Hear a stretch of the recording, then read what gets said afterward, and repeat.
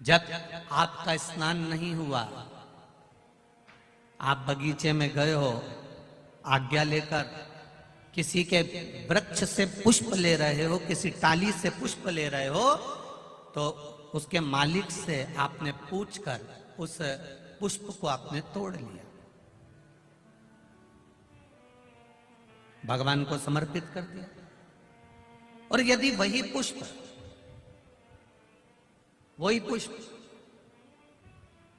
आप बिना पूछे, जिसका बगीचा है, जिसका पौधा है, जिसका पेड़ है, उससे तुमने पूछा ही नहीं, और तुमने तो सोचा हाँ सवेरे सवेरे कौन देख रहा है, फूल तोड़ा लिया और शंकर जी को चढ़ा दिया।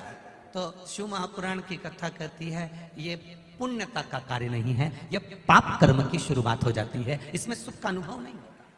थोड़ा आप लोगों को भले बुरा लग सकता है कि हम दूसरे के पेड़ से फूल तोड़ कर ला रहे हैं, या तो आपको उस पेड़ वाले से हम दूसरे के बगीचे से पुष्प लेकर आ रहे हैं, या तो उस बगीचे वाले से हम दूसरे के यहाँ से पुष्प लेकर आ रहे हैं। उस पुष्प जिसके बगीचे से ला रहे हो, जिसके पौधे से ला रहे हो, जिसके वृक्ष से ला रहे हो, शंकर भगवान को फूल चढ़ाने का भी नहीं है आपके पास में, तो आप एक चावल का दाना चढ़ा दो, पर अपना चढ़ाओ। शंकर जी को अगर फूल चढ़ा रहे हो तो आप पहले सामने वाले से पूछो कि आपके बगीचे से मैं रोज फूल तोड़ सकती हूँ, आपके यहाँ पेड़ से मैं आप पुष्प ले सकती हूँ। अगर वो कह दे हाँ हमारे यहाँ तो लगे ही रहते हैं, तुम्हारा मन करा करे तोड़ लिया करो, तुम्हारा मन करे उतार लिया करो और भगवान को चढ़ा दिया करो। तो वो पुष्प जब आप शिव जी को चढ़ाओगे तो आपको जीवन में आनंद की अनुभूति होगी और आपके कार्य सफल होना प्रारंभ हो जाएंगे अपने आप।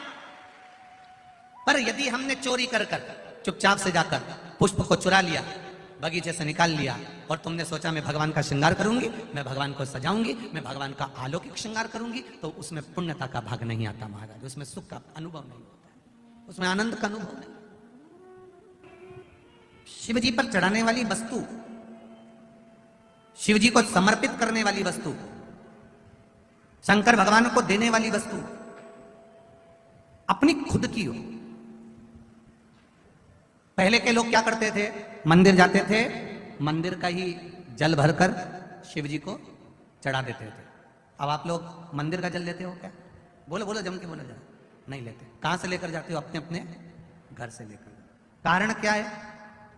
वास्तु दोष होता है तो घर में होता है, पितृ दोष होता है तो घर में होता है, काल सर्प दोष होता है तो घर में होता है। घर के हंडे में से, मटके में से, परिंडे में से जब हम एक लोटा जल लेकर जाते हैं और शिव जी को समर्पित करते हैं तो अपने घर के सारे दोष अपने आप समाप्त हो जाते हैं।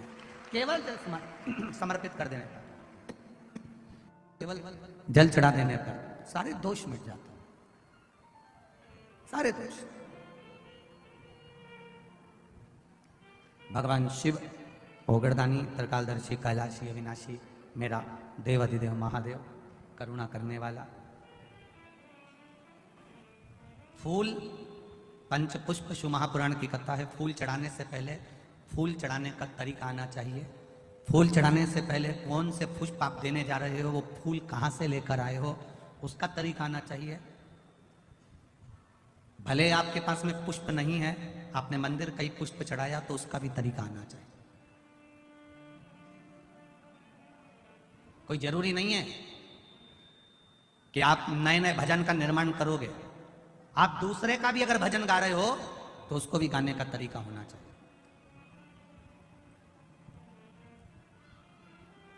कभी कभी आप भी जाते जाते रास्ते में किसी का पौधा देख लेते हो, किसी का पेड़ देख लेते हो, किसी का बगीचा देख लेते हो, किसी की वस्तु देख लेते हो, आपके भीतर भी वो भाव जागृत हो जाता है कि ये अच्छा फूल है, मैं भगवान के लिए तोड़ लेती हूँ।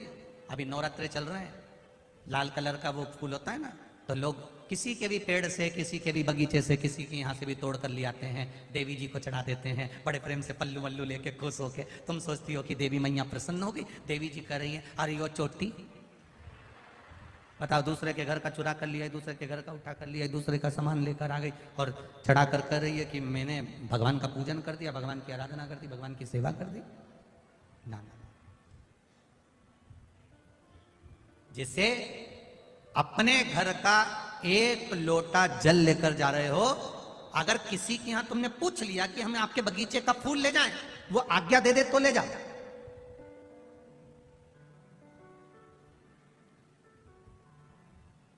वो आज्ञा दे, लेकर जाओ। आज्ञा होने के बाद में फूल शिव जी को चढ़ा रहे हो तो वायु पुराण कहती है, वायु पुराण वर्णन करती है। आप लोगों को तो मालूम होगा, आप लोग क्योंकि सब कोटेश्वर के पास के हो तो आप लोगों के तो स्मरण में होगा कि शंकर भगवान को या देवताओं को जो पुष्प चढ़ता है, उस फूल को अगर कोई पेड़ पे से, डाली पे से तोड़ा जाता है तो नहाकर नहीं तोड़ते।